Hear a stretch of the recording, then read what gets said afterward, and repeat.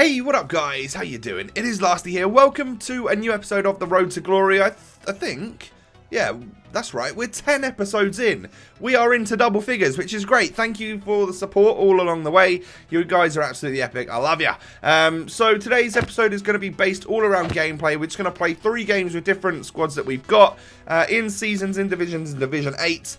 First game we come up against this pretty strong Bundesliga squad, and that's kind of tough. Yeah, 4-3-3, it's my favourite formation, and not a good one to play against if the person knows what he's doing. So, he was very good right off the bat. Incredible, like, one-touch passing all around his team, and I'm just like, oh my god, I'm in for some right tough games here. But we got a lucky goal, 18 minutes in. And, well, what makes it better on the 27th minute is that we get yet another goal. Konrad Plianka scoring, I think that's his second goal of the game. Did he score the first one? I think he did.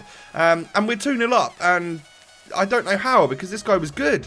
Which is good, you know, I'm positive about that. We then get what is probably one of the weirdest, luckiest, strangest goals you'll ever see to go 3-0 up. That is right, 3-0 before even the half-time break comes around, which is even better. However, I do what I always do, give away a penalty and give him the opportunity to get back into the match, which of course he does take with Douglas Costa. Nicely executed penalty, and that makes it 3-1 at half-time. But as you can see, we've had all of our shots on target and stuff like that. Pretty positive stuff. However, what isn't positive is when you give away yet another penalty and give him yet another lifeline in this match, which Douglas Costa, of course, does. Hits it straight down the middle that time and makes it 3-2. This is where I start to get a bit squeaky bum time. However, Alessandrini manages to get a goal to restore our 2-goal lead, which is great. We then push forward with Konrad Plianka, do some lovely skills. Oh, it's beautiful. And we get a very, very lucky tap in with Alessandrini, and he does a cool celebration. I like that one. It's my favourite, actually.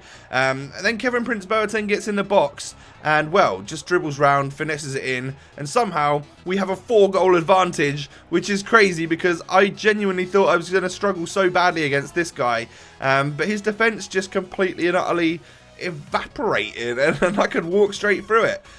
We score yet again. However, we do let another goal in. That was quite a well worked goal right there to make it a 7-3. Weird result. What a weird goal score line that is. We make it 8-3 to make it even crazier. That's currently 11 goals in one match.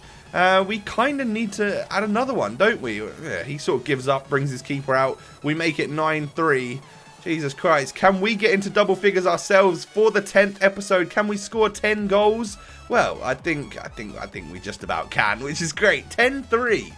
My days. Probably the weirdest scoreline I've ever had on FIFA. That's crazy. A 13-goal thriller with us scoring 10 of those goals. That's brilliant. And it didn't get us as many coins as I was expecting. We got 1,500 coins with our 1,000 coin bonus. But we do get 3 points, and it pushes us up in the divisions. We are now quite close to not being relegated, which is good, I guess. But those guys did a really good job. It's time to switch over to the other team and give them a run out. And we come up against quite a nice little hybrid squad. He's got Liga Portuguesa, he's got La Liga, he's also got BPL as well, with some pretty quick players up top. We've got Ashley Young, we've got Rodrigo, we've got Teo, and this guy's also got in-form Andre too, which is a problem, and he scores with Andre right at the start of the game, 13 minutes in anyway. And this game right here, I want to get it over and done with as soon as possible and never talk about it again, because it was the polar opposite of what the last game was in terms of success for me. In the last game, I had a +7 goal difference. You know, I won 10-3. This game, we nearly lose that entire goal difference. It's crazy. I did not know how to defend against this guy. I found it so strange that I could go into one game and do so well, and then come straight into the next one and just completely get obliterated. Literally torn apart. I didn't know what to do. At this point, I was just blind rage, and I think I stupidly give away a penalty. Yeah, I mean, just hand him yet another goal on a silver platter, why don't you, Lasty? So he makes it 6-0. And yeah, that's how that game is going to end. Never talk about it again. We shall move straight on. I think it's only acceptable to lose 6-0 if you've won the game before it, 10-3. So I think I'm all right. I'm a little bit embarrassed, but the game wasn't as completely one-sided as you may think, as you saw by the little stats right there. However, we get absolutely smacked by a guy called Wicked Skeng. Oh, that makes me even madder.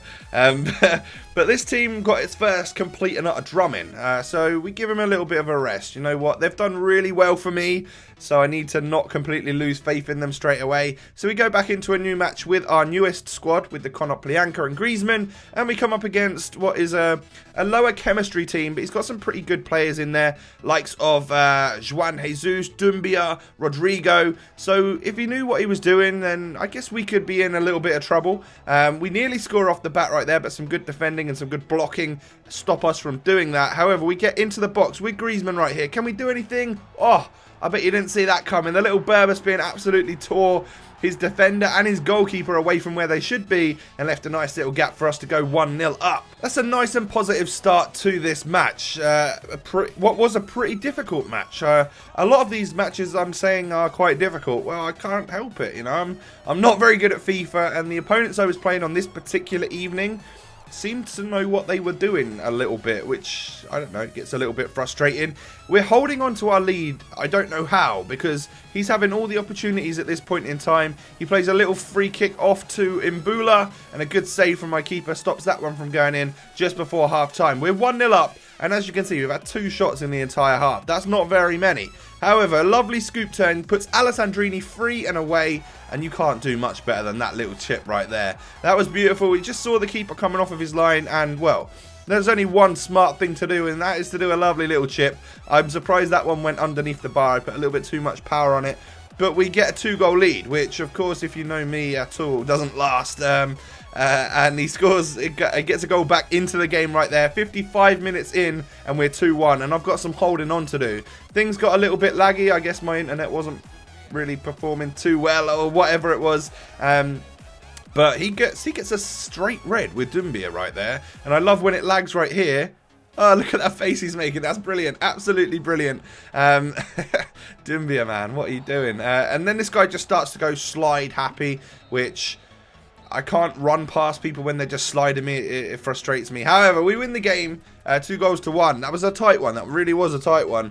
But we come away with some pointage. We get more points. We're no longer going to get relegated, and we are we're 2 points off getting actual promotion to the next division, which is great. It's pretty much going to wrap up the episode for today, guys. We've got all sorts of stuff to do with the squad here. We've got injury on Kevin Prince Boateng, contracts run out for Diaby, and we've got like 5 games left with Griezmann, and then we need to decide whether or not we buy Griezmann. Is that 5 or 6 games left? I can't quite see it right now. The screen's a bit too small. Or maybe I'm getting a bit too old. I don't know.